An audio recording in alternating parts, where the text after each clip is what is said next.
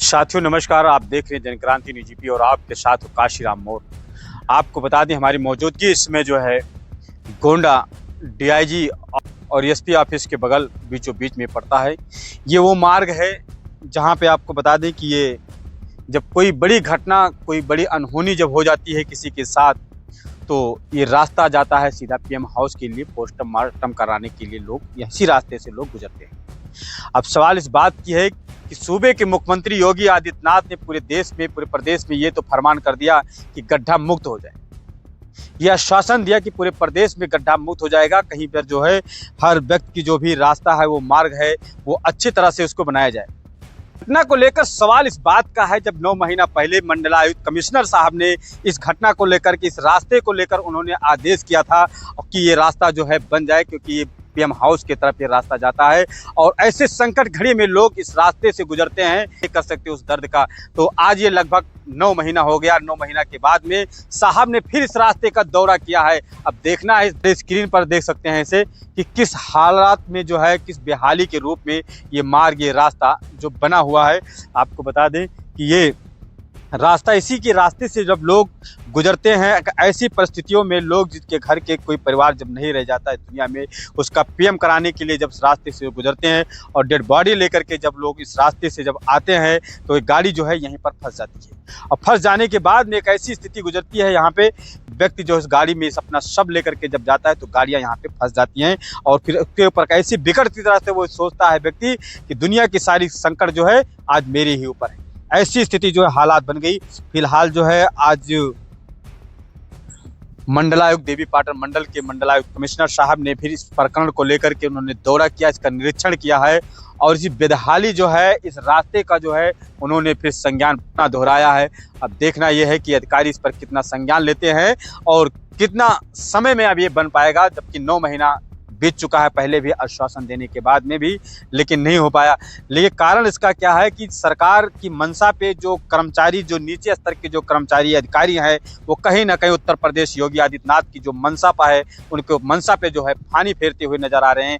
उनके जो है कार्यशैली जो है मुख्यमंत्री जी की, उनका जो मिशन है, उस मिशन पे कहीं ना कहीं जो है ये लोग पानी फेरते हुए नजर आ रहे हैं। ये गोंडा के जिलाधिकारी के जो कहना था कि जो है रास्ते जो बाधित हैं, इसको सही रूप से दुरुस्त कराया जाए। बीच में ये रास्ता की दूरी जो है लगभग 500 मीटर दूरी ये तय करता है पीएम हाउस जाने के लिए, और इसी रास्ते से भी कुछ पुलिस लाइन के भी कर्मचारी लोग आते जाते हैं।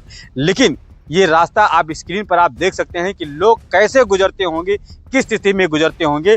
तो जब मुख्यालय का यह रास्ता इस तरह स्थिति में अगर है, तो आप सोच सकते हैं दोस्तों कि गांव की स्थिति क्या होगी, उस मजरे की स्थिति क्या होगी, उस ग्राम पंचायत की स्थिति क्या होगी, जब कर्मचारी इतना भ्रष्ट नजर आपको दिखाई दे रहे हैं, इस तरह से लापरवाह दिखाई देते हैं। ये भी कहा जाता है कि गोंडा के कुछ दुर्भाग्य ऐसा ही होता है कि कुछ अधिकारी कर्मचारी ऐसे करके जो है यहाँ कुर्सी पे और एसी का आनंद लेते हैं। उनको किसी चीज़ से कोई मतलब नहीं है, ना तो उनको सरकार की मंशा से मतलब है, ना उनके सरकार की योजना से मतलब है कि ये जनहित तक पहुँच जाए।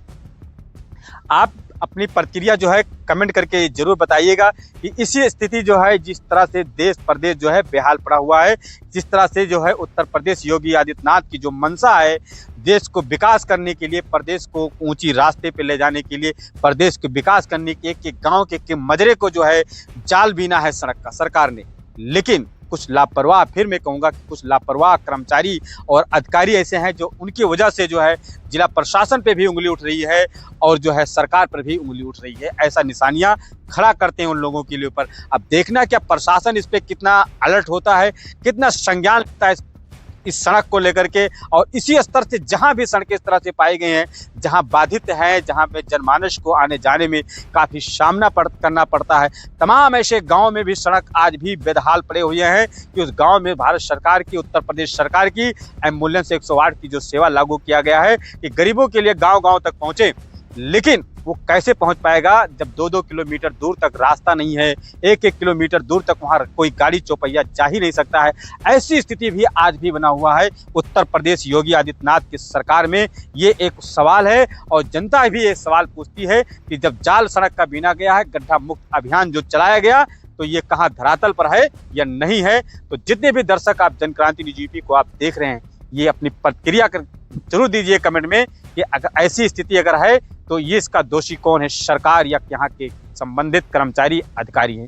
तो आप लगातार हमारे साथ बने रहे। मैं कुछ अधिकारियों से भी इस प्रकरण को लेकर के जो हम बात रखेंगे और उनसे जायजा भी, उनसे इस चीज़ का सवाल भी पूछेंगे कि ये कब तक बन पाएगा, जो भी इसके जिम्मेदार अधिकारी हैं वो कब तक हो पाएगा। फिलहाल आप तब तक के लिए हमारे साथ आप बने रहें और जन क्रांति न्यूज़ को आप देखते रहें। जन क्रांति न्यूज़ है आपकी आवाज़।